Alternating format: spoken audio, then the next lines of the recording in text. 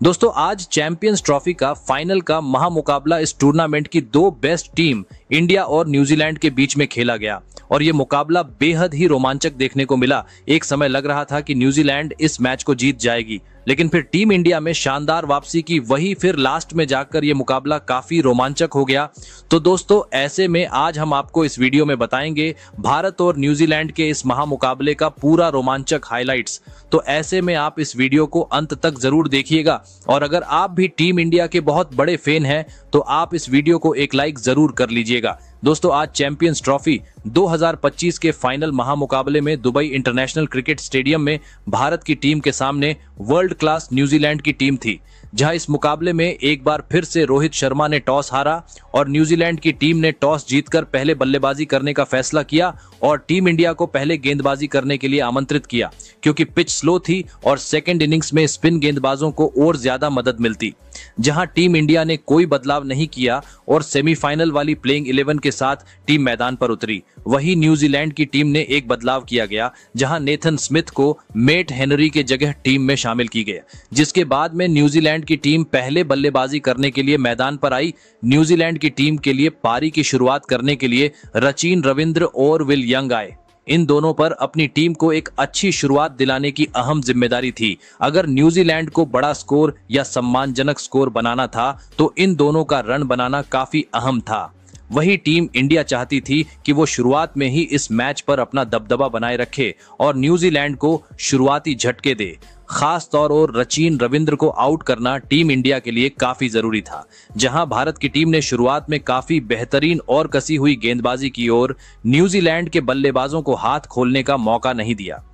जी हां, भारत की टीम ने शुरुआत के 3 ओवर में न्यूजीलैंड को सिर्फ 10 रन बनाने दिए, लेकिन फिर चौथे ओवर में हार्दिक पांड्या ओवर करने आए और इस ओवर में रचिन रविंद्र ने अपने हाथ खोले। जी हां, इस ओवर में हार्दिक के खिलाफ रचिन रविंद्र ने 2 चौके और एक गगनचुंबी छक्का लगाकर अपनी टीम के ऊपर से प्रेशर को रिलीज किया।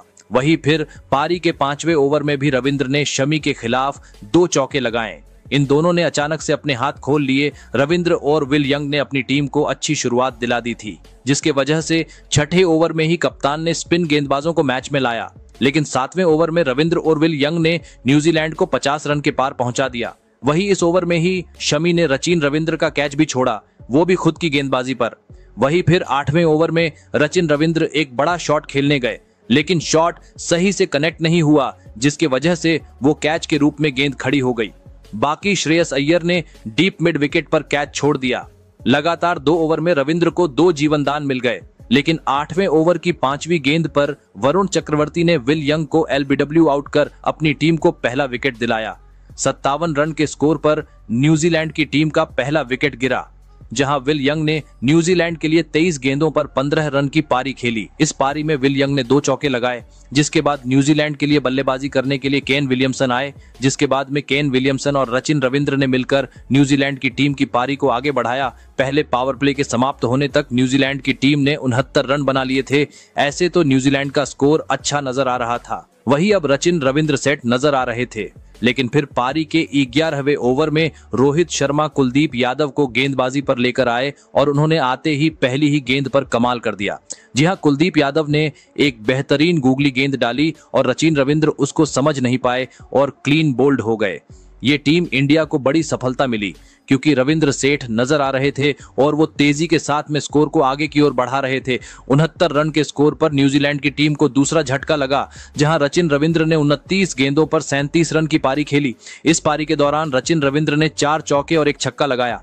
रविंद्र के आउट होने के बाद में डेरियल मिचेल बल्लेबाजी करने के लिए आए। फिर मिचेल और केन विलियमसन ने जरूर अपनी टीम की पारी को संभालने की कोशिश की, लेकिन 13वें ओवर में कुलदीप यादव ने केन विलियमसन को अपनी ही गेंद पर कैच लेकर आउट कर दिया और न्यूजीलैंड को बड़ा झटका दिया।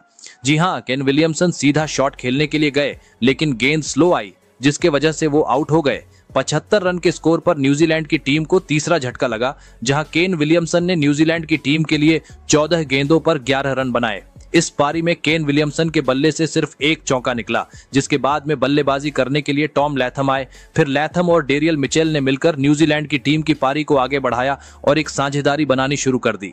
भारत की टीम ने अब मैच में वापसी कर ली थी और रन आसानी से नहीं आ रहे थे न्यूजीलैंड के लिए, लेकिन फिर टॉम लैथम और डेरियल मिचेल ने मिलकर न्यूजीलैंड की टीम को 20वें ओवर में 100 रन के पार पहुंचा दिया। लेकिन फिर 22वें ओवर में रविंद्र जडेजा के खिलाफ टॉम लैथम स्वीप शॉट खेलने गए और गेंद सीधे उनके पैड पर लगी, लेकिन अंपायर ने आउट नहीं दिया। और फिर टीम इंडिया ने रिव्यू लिया, लेकिन वो गेंद स्टंप को हिट नहीं कर रही थी, जिसकी वजह टीम इंडिया ने अपना एक रिव्यू गवा दिया। लेकिन फिर टॉम लैथम अपनी पारी को ज्यादा आगे नहीं ले जा सके, क्योंकि 24वें ओवर में एक बार फिर से लैथम जडेजा के खिलाफ स्वीप शॉट खेलने गए और इस बार फिर गेंद सीधे उनके पैड पर जाकर लगी और अंपायर ने इस बार टॉम लैथम को आउट करार दे दिया।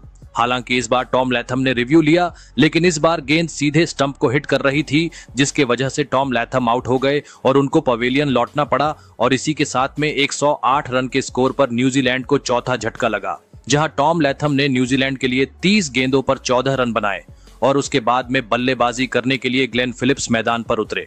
अब फिलिप्स और डेरियल मिचेल पर न्यूजीलैंड की पारी को संभालने की जिम्मेदारी थी, जिसके बाद में ग्लेन फिलिप्स और मिचेल ने मिलकर अपनी टीम की पारी को संभाला और एक साझेदारी बनानी शुरू कर दी। ये दोनों सिंगल डबल के साथ में स्कोर को आगे बढ़ा रहे थे और साथ में खराब गेंद का भी अच्छा फायदा उठा रहे थे। वही टीम इंडिया के गेंदबाज भी अपना 100% दे रहे थे। 25 ओवर में न्यूजीलैंड की टीम ने 114 रन बना लिए थे। अब प्रेशर न्यूजीलैंड की टीम पर बन रहा था, लेकिन फिर 27वें ओवर में ग्लेन फिलिप्स ने कुलदीप यादव के खिलाफ आगे बढ़कर एक शानदार छक्का लगाया। वही डेरियल मिचेल भी फिलिप्स का अच्छा साथ दे रहे थे। इन दोनों के बीच में काफी अच्छा तालमेल नजर आ रहा था, जिसकी वजह से अब न्यूजीलैंड का स्कोर भी ठीक ठाक तरीके से आगे बढ़ रहा था। वही फिर उसके बाद में 35वें ओवर में ग्लेन फिलिप्स और डेरियल मिचेल ने मिलकर अपनी टीम की पारी को 150 रन के पार पहुंचा दिया। लेकिन फिर 36वें ओवर में ग्लेन फिलिप्स का कैच गिल ने ड्रॉप कर दिया। हालांकि कैच इतना तो आसान नहीं था, लेकिन लिया जा सकता था। वही फिर डेरियल मिचेल और ग्लेन फिलिप्स ने अर्धशतकीय साझेदारी भी पूरी कर ली, लेकिन फिर 38वें ओवर में वरुण चक्रवर्ती ने एक बेहतरीन गेंद डालकर ग्लेन फिलिप्स को क्लीन बोल्ड कर दिया और न्यूजीलैंड की टीम को 5वां झटका दे दिया। इसी के साथ में न्यूजीलैंड की आधी टीम पवेलियन लौट गई, जहां ग्लेन फिलिप्स ने 52 गेंदों का सामना करते हुए 34 रन की अहम पारी खेली और डेरियल मिचेल के साथ में मिलकर 57 रन की अहम साझेदारी बनाई। और उसके बाद में बल्लेबाजी करने के लिए माइकल ब्रेसवेल आए, जिसके बाद ब्रेसवेल और डेरियल मिचेल ने मिलकर न्यूजीलैंड की टीम की पारी को आगे बढ़ाया और एक साझेदारी बनानी शुरू कर दी। इन दोनों ने काफी अच्छे से टीम को पारी आगे बढ़ाया, जहां 42वें ओवर में डेरियल मिचेल ने अपनी टीम के लिए हाफ सेंचुरी भी पूरी कर ली। हालांकि इसके लिए उन्होंने 91 गेंदें ली, लेकिन उसके बाद में मिचेल और ब्रेसवेल ने मिलकर अपने हाथ खोलने शुरू कर दिए। अब दोनों बल्लेबाज अटैक करके खेल रहे थे। खास तौर पर फास्ट गेंदबाजों को ये दोनों अटैक कर रहे थे, वही स्पिन गेंदबाजों को सम्मानजनक तरीके से खेल रहे थे। ब्रेसवेल भी अब अच्छे लय में दिखाई दे रहे थे, जहां पारी के 45वें ओवर मिचेल और माइकल ब्रेसवेल ने मिलकर न्यूजीलैंड की टीम को 200 रन के पार पहुंचा दिया। 45 ओवर तक न्यूजीलैंड तक सिर्फ 201 रन ही बन पाए थे, लेकिन उसके बाद में लास्ट 5 ओवरों में न्यूजीलैंड के बल्लेबाजों ने अपने इरादे साफ जाहिर कर दिए और ताबड़तोड़ बल्लेबाजी करनी शुरू कर दी। 46वें ओवर की पहली 3 गेंदों पर शमी के खिलाफ डेरियल मिचेल ने 2 चौके लगा दिए थे, लेकिन चौथी गेंद पर भी मिचेल बड़ा शॉट खेलने के छक्के में आउट हो गए और इसी के साथ में न्यूजीलैंड को बड़ा झटका लग गया, जहां न्यूजीलैंड की टीम के लिए डेरियल मिचेल ने 101 गेंदों पर 63 रन बनाए। इस पारी में मिचेल ने सिर्फ 3 चौके लगाए और बाकी के 41 रन मिचेल ने सिंगल डबल से निकाले, जिसके बाद में बल्लेबाजी करने के लिए कप्तान मिचेल सेंटनर आए। फिर सेंटनर ने माइकल ब्रेसवेल का अच्छा साथ दिया। खास तौर पर ब्रेसवेल ने लास्ट में ताबड़तोड़ बल्लेबाजी की, वही कप्तान मिचेल सेंटनर ने भी उनका अच्छा साथ दिया। 48वें ओवर में इन दोनों ने ओवर से टोटल 11 रन निकाले। वही फिर 49वें ओवर में भी इन दोनों ने 12 रन निकाले। हालांकि इस ओवर में मिचेल सेंटनर रन आउट हो गए, जहां कोहली की शानदार फील्डिंग के चलते उनको पवेलियन लौटना पड़ा। बता दें कि मिचेल सेंटनर ने 10 गेंदों पर 8 रन बनाए, लेकिन फिर लास्ट ओवर में माइकल ब्रेसवेल ने मोहम्मद शमी को टारगेट किया। जी हां, इस ओवर में ब्रेसवेल ने एक चौका लगाया, वही 3 डबल भी निकाले, साथ में लास्ट ओवर में अपनी हाफ सेंचुरी भी पूरी कर ली। इसके अलावा अपनी टीम को भी 250 रन के पार पहुंचा दिया। माइकल ब्रेसवेल की इस पारी के बदौलत न्यूजीलैंड की टीम ने एक सम्मानजनक स्कोर बनाया। जी हां, न्यूजीलैंड ने 50 ओवरों में 251 रन बनाए 7 विकेट के नुकसान पर, जहां न्यूजीलैंड के लिए माइकल ब्रेसवेल ने 40 गेंदों पर 53 रन की एक महत्वपूर्ण पारी खेली। इस पारी में ब्रेसवेल ने 3 चौके और 2 छक्के लगाए। वही गेंदबाजी में भारत की टीम के लिए सबसे ज्यादा विकेट वरुण चक्रवर्ती और कुलदीप यादव को मिले। जी हां, इन दोनों ने 2-2 विकेट लिए। इसके अलावा जडेजा और शमी को 1-1 विकेट मिला, लेकिन शमी आज काफी ज्यादा महंगे साबित हुए क्योंकि शमी ने अपने 9 ओवरों में 74 रन देकर 1 विकेट हासिल किया। वही हार्दिक पांड्या ने भी 3 ओवरों में 30 रन दिए। इसके अलावा अक्षर पटेल को विकेट नहीं मिला, लेकिन उन्होंने शानदार गेंदबाजी करते हुए 8 ओवरों में सिर्फ 29 रन ही दिए। अब टीम इंडिया को जीत के लिए 252 रन बनाने थे। हालांकि ऐसे तो स्कोर छोटा लग रहा था, लेकिन पिच में स्पिन गेंदबाजों के लिए मदद थी, जिसके बाद में भारत की टीम इस लक्ष्य का पीछा करने के लिए मैदान पर आई। भारत की टीम के लिए कप्तान रोहित शर्मा और शुभमन गिल पारी की शुरुआत करने के लिए मैदान पर आए। इन दोनों पर टीम इंडिया को एक अच्छी शुरुआत दिलाने की अहम जिम्मेदारी थी। अगर टीम इंडिया को इस लक्ष्य तक पहुंचना था तो इनका योगदान अहम था। वही न्यूजीलैंड को शुरुआत में विकेट्स लेने की जरूरत थी, जहां रोहित शर्मा ने आज पारी का आगाज शानदार तरीके से किया। जी हां, पहले ही ओवर की दूसरी गेंद पर कायल जेमिसन के खिलाफ रोहित शर्मा ने आगे बढ़कर एक शानदार पुल शॉट लगाया और गगनचुंबी छक्का जड़ दिया। पहले ही ओवर में इंडिया ने 9 रन बना लिए। वही दूसरे ओवर में भी रोहित शर्मा ने शानदार टाइमिंग भरे 2 चौके लगाए और इस ओवर से भी 13 रन बटोर लिए थे। टीम इंडिया को एक अटैकिंग शुरुआत मिल चुकी थी। पहले 2 ओवर में ही टीम इंडिया ने 22 रन बना लिए थे। हालांकि उसके बाद में जरूर न्यूजीलैंड के गेंदबाजों ने रनों पर लगाम लगाई और अगले 3 ओवरों में सिर्फ 9 रन दिए। लेकिन छठे ओवर में एक बार फिर से रोहित ने अपने हाथ खोले और एक शानदार गगनचुंबी छक्का जड़ दिया।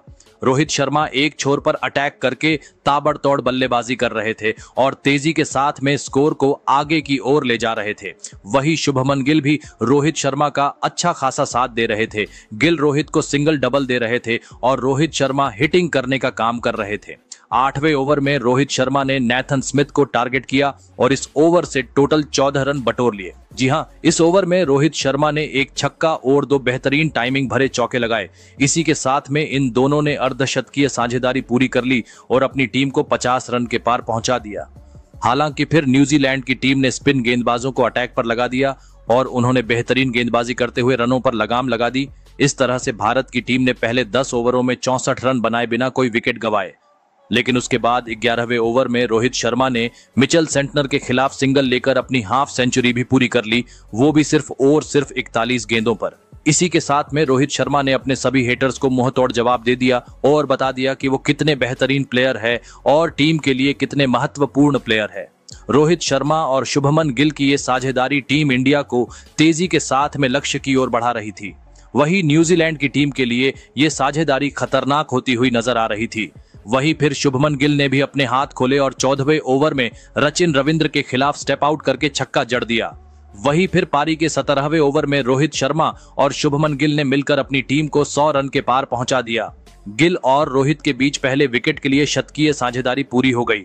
हालांकि न्यूजीलैंड के स्पिन गेंदबाजों ने रनों पर लगाम लगा दी और इसका फायदा उनको मिला। जी हां, 19वें ओवर में शुभमन गिल मिचेल सेंटनर के खिलाफ सिंगल लेने के चक्कर में गए, लेकिन ग्लेन फिलिप्स ने एक बेहतरीन डाइव मारते हुए शानदार कैच लपका। ये कैच इतना बेहतरीन था कि इसे देख सभी हैरान रह गए। किसी को विश्वास नहीं हो रहा था कि ये कैच कैसे ले लिया। इसी के साथ में टीम इंडिया को शुभमन गिल के रूप में पहला झटका लग गया, जहां शुभमन गिल ने भारतीय टीम के लिए 50 गेंदों पर 31 रन की शानदार पारी खेली। इस पारी के दौरान गिल ने सिर्फ एक छक्का लगाया। बता दें कि गिल और रोहित शर्मा के बीच 105 रन की साझेदारी बनी और उसके बाद में बल्लेबाजी करने के लिए विराट कोहली आए। उम्मीद थी कि चेज करते हुए विराट कोहली बड़ी पारी खेलेंगे, लेकिन आज कोहली पूरी तरह से फ्लॉप साबित हुए। वो अपनी टीम के लिए कुछ भी ज्यादा कमाल नहीं कर पाए। जी हां, माइकल ब्रेसवेल ने कोहली को LBW आउट कर दिया। हालांकि विराट कोहली ने रिव्यू जरूर लिया, लेकिन वो उनके काम नहीं आया और उनको पवेलियन लौटना पड़ा। इसी के साथ में टीम इंडिया ने अपना रिव्यू भी गवा दिया। बता दे कि 106 रन पर टीम इंडिया को दूसरा झटका लगा और ये झटका टीम इंडिया के लिए काफी बड़ा झटका था, क्योंकि कोहली फॉर्म में थे। बता दे कि विराट कोहली ने 2 गेंदों पर 1 रन बनाया और उसके बाद में बल्लेबाजी करने के लिए नंबर 4 पर श्रेयस अय्यर आए। अय्यर ने आते ही एक चौका जड़ दिया, लेकिन अब इंडिया की रन गति काफी धीमी हो चुकी थी। न्यूजीलैंड के स्पिनरों ने रनों पर एकदम रोक लगा दिया था, जिसके चलते टीम इंडिया पर अब दबाव बढ़ता हुआ नजर आ रहा था और न्यूजीलैंड की टीम धीरे धीरे मैच में वापसी कर रही थी। न्यूजीलैंड ने टीम इंडिया के रनों पर रोक लगाई तो इसका उनको फायदा मिला। जी हां, दबाव में आकर रोहित शर्मा ने 27वें ओवर में सचिन रविंद्र के खिलाफ स्टेप आउट करके बड़ा शॉट खेलने का प्रयास किया, लेकिन वो चूक गए और टॉम लैथम ने उनको स्टंप आउट कर दिया और इंडिया को इसी के साथ में 122 रन पर तीसरा झटका लग गया। बता दें कि रोहित शर्मा ने भारतीय टीम के लिए 83 गेंदों पर 76 रन की एक महत्वपूर्ण पारी खेली। इस पारी में रोहित शर्मा ने 7 चौके और 3 छक्के लगाए। वहीं फिर टीम इंडिया के लिए नंबर 5 पर बल्लेबाजी करने के लिए अक्षर पटेल को मैदान पर उतारा गया, जिसके बाद में अक्षर पटेल और श्रेयस अय्यर ने मिलकर भारतीय टीम की पारी को आगे बढ़ाया और एक साझेदारी बनानी शुरू कर दी। ये दोनों सिंगल डबल से अपनी टीम की पारी को आगे बढ़ा रहे थे और धीरे धीरे करते इंडिया को लक्ष्य की ओर ले जा रहे थे, जहां इन दोनों ने 33वें ओवर में टीम इंडिया को 150 रन के पार पहुंचा दिया। अब रिक्वायर्ड रन रेट भी टीम इंडिया के लिए बढ़ती हुई नजर आ रही थी, लेकिन ये दोनों काफी सूझबूझ के साथ में पारी को आगे ले जा रहे थे। मैच काफी रोमांचक हो चुका था। गेंद और बल्ले के बीच में अच्छा संघर्ष देखने को मिल रहा था। वहीं उसके बाद में अक्षर पटेल और श्रेयस अय्यर ने मिलकर 50 रन की साझेदारी भी पूरी कर ली। लेकिन 37वां ओवर काफी रोमांच से भरा देखने को मिला, क्योंकि इस ओवर में पहले तो श्रेयस अय्यर ने शानदार गगनचुंबी छक्का जड़ा, लेकिन अगली गेंद पर भी अय्यर बड़ा शॉट खेलने गए, लेकिन मिस टाइम के बैठे। लेकिन वहां पर कायल जेमिसन ने अय्यर का एक इजी कैच छोड़ दिया। ये कैच न्यूजीलैंड के लिए काफी भारी पड़ने वाला था, क्योंकि अय्यर सेट थे और शानदार लय में नजर आ रहे थे। लेकिन अय्यर इस मौके का फायदा नहीं उठा पाए, क्योंकि मिचेल सेंटनर के खिलाफ भी वो बड़ा शॉट खेलने के चक्कर में आउट हो गए और इंडिया को 183 रन पर चौथा झटका लग गया। बता दें कि श्रेयस अय्यर ने टीम इंडिया के लिए 62 गेंदों पर 48 रन की शानदार पारी खेली। इस पारी के दौरान श्रेयस अय्यर ने 2 चौके और 2 छक्के लगाए, जहां अय्यर और अक्षर के बीच में 61 रन की साझेदारी बनी और उसके बाद में टीम इंडिया के लिए बल्लेबाजी करने के लिए केएल राहुल उतरे, जिसके बाद में केएल राहुल और अक्षर पटेल ने मिलकर भारतीय टीम की पारी को आगे बढ़ाया और एक साझेदारी बनानी शुरू कर दी, जहां अब अक्षर पटेल अटैक करके खेल रहे थे। वहीं राहुल भी आज अच्छे लय में दिख रहे थे। उनके बल्ले से अच्छे शॉट्स देखने को मिल रहे थे, जहां 40 ओवर तक भारतीय टीम ने 191 रन बना लिए थे और अब भारत की टीम को जीत के लिए 61 रन बनाने थे। ये वैसे तो इंडिया के लिए आसान लग रहा था, लेकिन कीवी गेंदबाजों के द्वारा अच्छी गेंदबाजी देखने को मिल रही थी। वहीं उसके बाद पारी के 41वें ओवर में केएल राहुल ने मिचेल सेंटनर के खिलाफ छक्का लगाकर अपने हाथ खोले और साथ में भारत को भी 200 रन के पार पहुंचा दिया। लेकिन 42वें ओवर में एक बार फिर से मैच में ट्विस्ट आया। जी हां, इस ओवर में अक्षर पटेल बड़ा शॉट खेलने के चक्कर में अपना विकेट गंवा बैठे। अक्षर पटेल को माइकल ब्रेसवेल ने आउट किया, जहां अक्षर पटेल ने टीम इंडिया के लिए 40 गेंदों पर 29 रन बनाए। इस पारी में अक्षर पटेल ने 1 चौका और 1 छक्का लगाया और उसके बाद में भारत के लिए बल्लेबाजी करने के लिए एक और स्टार ऑलराउंडर हार्दिक पांड्या मैदान पर आए। उसके बाद में हार्दिक पांड्या और केएल राहुल ने संभल कर बल्लेबाजी की ओर समझदारी दिखाई। जी हां, इन दोनों ने स्पिन गेंदबाजों को संभल कर खेला और धीरे धीरे पारी को आगे बढ़ाया। हार्दिक पांड्या सिंगल डबल ले रहे थे, वही केएल राहुल अटैक करके खेल रहे थे। दबाव साफ तौर पर न्यूजीलैंड पर आ चुका था।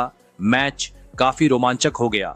45 ओवर तक टीम इंडिया ने 220 रन बना लिए थे। लास्ट 5 ओवरों में टीम इंडिया को जीत के लिए 32 रन बनाने थे, जिसके बाद हार्दिक पांड्या और केएल राहुल दोनों ने अपने हाथ खोले और अटैकिंग बैटिंग करनी शुरू कर दी।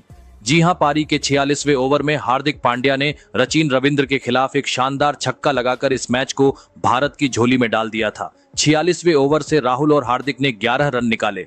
वहीं फिर 47वें ओवर में भी 9 रन आए, जहां इस ओवर में हार्दिक पांड्या ने एक शानदार कड़क चौका लगाया। अब तो टीम इंडिया की जीत लगभग तय नजर आ रही थी, क्योंकि लास्ट 3 ओवर में भारत को सिर्फ 12 रन ही बनाने थे। लेकिन 48वें ओवर में कायल जेमिसन ने हार्दिक पांड्या को आउट कर दिया। 241 रन पर भारत की टीम को छठा झटका लगा। हार्दिक पांड्या और केएल राहुल के बीच में 38 रन की अहम साझेदारी बनी 36 गेंदों पर, जहां हार्दिक पांड्या ने 100 की स्ट्राइक रेट से बल्लेबाजी करते हुए 18 गेंदों पर 18 रन बनाए। जहां हार्दिक ने एक चौका और एक छक्का लगाया और उसके बाद में बल्लेबाजी करने के लिए रविंद्र जडेजा आए, जिसके बाद जडेजा और राहुल ने पहले तो सिंगल डबल से पारी को आगे बढ़ाया। इन दोनों ने धीमे धीमे करते लक्ष्य की ओर कदम बढ़ाए। जी हां, अब रन का तो प्रेशर था नहीं, जिसके वजह से इन दोनों ने खुलकर बल्लेबाजी की। जहां उन 50वें ओवर की लास्ट गेंद पर रविंद्र जडेजा ने चौका लगाकर भारत की टीम को इस मुकाबले में जीत दिला दी और इस तरह से भारत की टीम इस मुकाबले को 4 विकेट से अपने नाम कर लिया। इसी के साथ में भारत की टीम चैंपियंस ट्रॉफी 2025 की चैंपियन बन गई। जहां भारत की टीम के लिए बल्लेबाजी में केएल राहुल ने 32 गेंदों पर 34 रनों की एक नाबाद अहम पारी खेली, जहां केएल राहुल ने एक चौका और एक छक्का लगाया। वही जडेजा ने भी अंत में 6 गेंदों पर 9 रन बनाकर अपनी टीम के लिए विनिंग शॉट लगाया। वही न्यूजीलैंड की टीम के लिए गेंदबाजी में माइकल ब्रेसवेल और मिचेल सेंटनर को 2-2 विकेट मिले। बाकी दोस्तों, कुछ भी कहो, न्यूजीलैंड की टीम ने शानदार लड़ाई लड़ी, लेकिन लास्ट में टीम इंडिया ही चैंपियन बनी और इस चीज से भारतीय फैंस खूब जश्न मना रहे थे। तो दोस्तों, आपके हिसाब से टीम इंडिया की इस जीत का हीरो कौन है? आप अपनी राय कमेंट में जरूर बताइएगा।